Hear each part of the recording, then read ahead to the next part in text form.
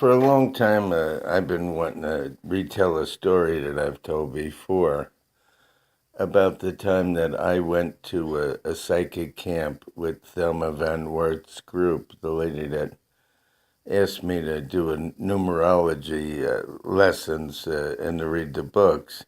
We had gone to the psychic camp in Bluebell, Pennsylvania, and I had never been to a psychic camp before, but apparently the rest of the group had on several occasions. So I signed up for several different things. One was like a guy that said he was a medium, and he all he did was put his hand into the Bible and came up with some verse, and that was supposed to mean something to me. But you would have to interpret the verse to see if it meant something. But that wasn't for me, and I had signed up for what they call a trumpet. It was a seance, and I was a little suspicious of this. We went into the room, and the guy said that they were going to darken the lights and not to put on any lights or anything.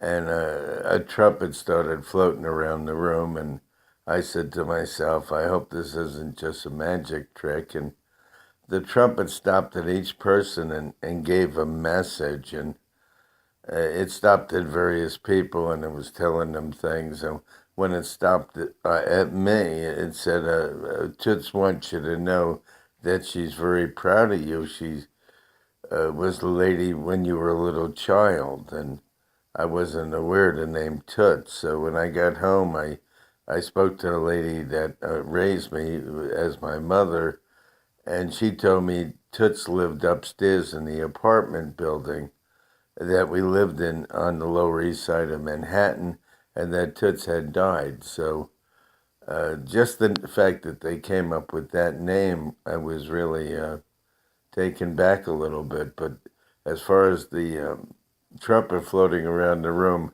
I'm still half-half on that. But the only thing that convinced me that it may be legitimate is the fact that the name Toots came up, and it was meaningful. So it's a story I've shared before 6 or 7 years ago when I was making videos under the name Alan Vee, but I figured that story was worth repeating because the name Toots when I was a child and lived upstairs and that kind of thing was too much to be a coincidence.